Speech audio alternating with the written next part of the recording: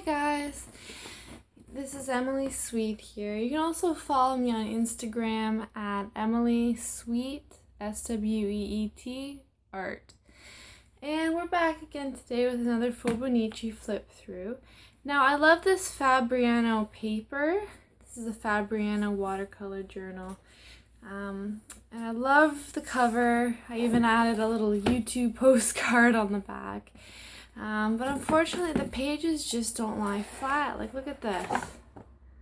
It doesn't work. Like, what am I supposed to do with this? Like, when I'm opening it, some of the page, like, you can't lay it flat, and that drives me nuts. So I decided to Copic stitch, let's get rid of that for a second, my own little journal out of a print that I did. So this is the front. This is the rest of the picture on the back. So as you can see, it lays completely flat on every page. And this is what I was looking for myself. And I put 140-pound paper in here, so it's nice and thick. So I might actually use this as my next Hobonichi and see how easy it is to make yourself. I mean, this is really nice paper. But I didn't have to spend a fortune. I just bound it and used stuff I already had. It's really easy to do, and I would encourage you to learn if you're interested. So anyway, this is my Hobonichi, as I just said, and I am going to keep flipping through it. Last time we left off on this page. So this page here, I have been scanning my old journals in to my computer, so if anything ever happens, I still have them. So on this date, which was, gosh, I didn't even put the date on here. Oh, here, Tuesday, July 5th, and that's where we left off. So I scanned in 200 pages over the last couple days, like from July 2nd to 5th or something, and I'd been scanning a lot of them. I've kind of been falling behind. I also went to a knitting group, and here's me with my yarn, just reflecting about the future a little bit there. This is Elliot from Mr. Robot. I was really excited about Mr. Robot coming out. My boyfriend got me into it, and it's really cool. And you know, it's kind of neat about my boyfriend. I'm just thinking that I did another video comparing pens. It was one of my first videos from pens from the dollar store, and I think I mentioned a friend had bought me all the pens for the video. Well, now we've been dating for almost 6 months, so you never know what happens. Anyway, and I just said here, I finally met someone important to me in person. I went to an art healing group, and just like reflecting about finding a cure for my chronic pain. And this is just a page about, gosh, I don't even know what it was about. It was just, I was sick. My mom kind of scared me, and she said, that she thought I had like bronchitis because I had a cough, but it turned out just to be a cold. And then I was watching some videos about drawing your future and doing that as an exercise. And this is what I said: jealousy versus anxiety. And I said, what if anxious thoughts are like jealous assumptions? Just because you're jealous and insecure doesn't mean any of what you think is true. Yeah. Next page, we went on I almost said field trip, a road trip to Aurelia. So that was really fun. I drew Ashley, my friend that I went with. I drew her car on the way there, and yeah. So, this was a picture because when I was in high school, I was wearing this hot pink bandana.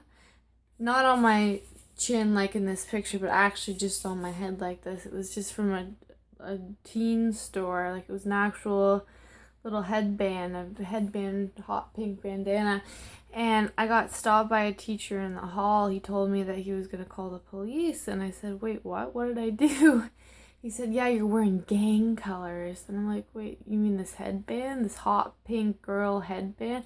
He's like, take it off right now. I'm going to call the cops. I was so afraid I took it off.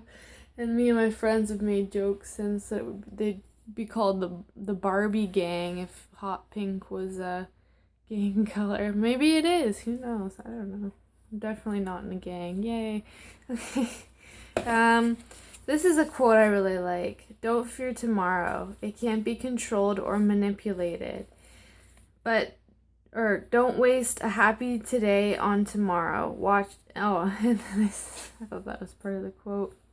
I was watching Family Guy with Ashley and some of her cousins, a girl I went on the trip with. This was a sundial at that same house, and this was the TV and little knickknacks that we were watching. This was a little map to where we went, which was Seven Falls. We went to a place called White's Falls. I do that here. And here, this was just some advice from a friend. And I said I downloaded Pokemon Go, which I was addicted to for like a week. But then I kind of lost interest. Even though I am a diehard Pokemon fan, it was too repetitive for me. And I said under Pokemon Go, Satan is after your focus. Because I saw that in a podcast, or I should say I heard it in a podcast. And I think Pokemon Go, and I've talked to other people about this, and they agree, could be a distraction, And it is a distraction for a lot of people. It's a distraction for their safety even. Where people have been dying from Pokemon Go because they're not paying attention. Anyway, I'm sure you guys know that. I said in this quote, if you want to achieve greatness, stop asking for permission. And I think that's really an important thing for me, because I'm always wanting outside opinions to clarify whether or not I should be doing what I want to do, instead of just doing it and living my dreams. And I really don't want to be like that, so I put that to remind me. And then I was just talking here about insecurity, because I was in that art group again, and I thought, why are people so insecure about sharing their music, which is what we had to do in class? It's not like they wrote it. One girl in particular was so insecure about her song that she kept saying, I don't know if this is good, I could turn it off. She performed a self-fulfilling prophecy by being insecure. It looked dumb and tainted the song.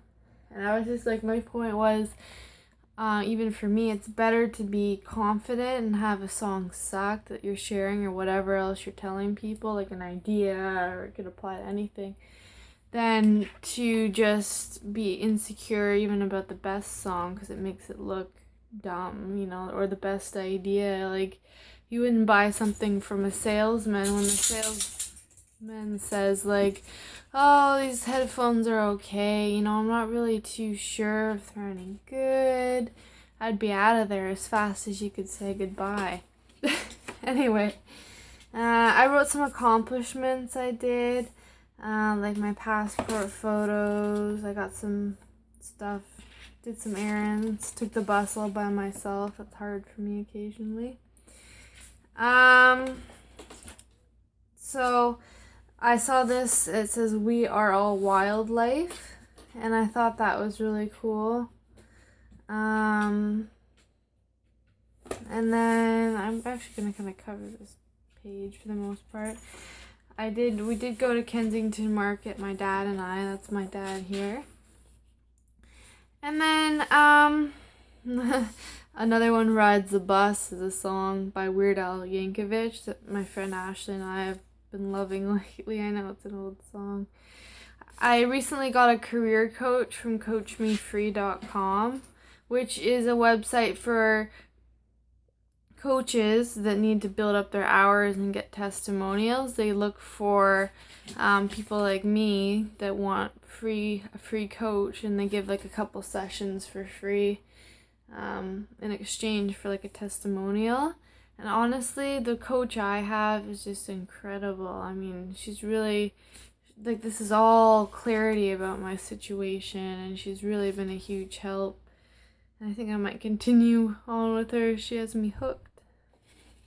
I got I think it's my second lottery ticket ever, and I was playing Pokemon Go.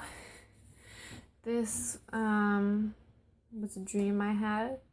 I said I dreamed I tried to get a job at my old employer, but they tried to give my promised position to some young teen girl, and then I was mad and argued that I knew the job better. Then they gave me the job. Day one of the job, I was in their cafeteria and they gave me a meat burger. I said, I'm vegetarian, which I am. So they made me something called a boca burger, which apparently isn't a thing because I googled it. Because I was like, oh, is that a thing? Anyway, this is just some Pokemon Go pictures and a lamp in my boyfriend's house. Me and my maid, a painting I painted. I just printed out a picture of it. It's a sticker from Goat Coffee, which is a restaurant, little coffee shop thing I go to sometimes. These are just a whole bunch of random days, and I was too lazy to make a day for each one of these. So the highlights from this was a dream. And I had this dream that I guess it was a friend's younger brother, and I don't know what friend or what younger brother, but he proposed to me by embroidering a pillow that says, "Will you marry me?" Now this is a dream, remember? And I guess I didn't want to marry him, or my friend talked me out of it. So I'm like, you know what? I'm just going to wear this pillow that he embroidered as a dress. So somehow I pulled this really little throw pillow over my head and wore it as a dress. Don't ask. I don't know. And then Lena? I don't know. I guess it's Lena. She's a YouTuber, and I've been watching her lately. She's an art YouTuber, and I like her. I like her style, and I like what she has to say. So I'm watching her. I went to a Christian counselor, and she was really helpful. I've been in CBT, cognitive behavioral therapy, for a long time, and she said something I'd never heard before, and she said that CBT doesn't work as well if you haven't gotten to the root of the issue. It's kind of like you're adjusting your thoughts, behaviors, and emotions for something you haven't even dealt with yet, and it's just like, you know, it's useless for that, because if you don't deal with the root of the issue, you're going to still get negative thoughts. But if you deal with the root of the issue, you're more able to control those thoughts even without CBT. So, I mean, CBT does help, but she says you have to get to the root of the issue first, which I thought was cool. Well, I have 2 more pages. I did a workout. And usually I write it in another book, but I didn't have that book with me. I've been watching Dr. Kat's Professional Therapist, which is a really funny show that's written by a comedian. And I drew one of the characters, and then I drew myself in that style. Last page, I drew some oddballs at the dog park. My boyfriend and I named them. This is Susie McShopperson. She always brings a shopping cart and talks nonstop. And then this is Teddy Trainer, because she kept holding her dog like a teddy bear and saying that he looks just like a teddy bear. Anyway, take care. Have a great evening, afternoon, day, wherever you are. And don't forget to follow me on Instagram at EmilySweetArt. Take care.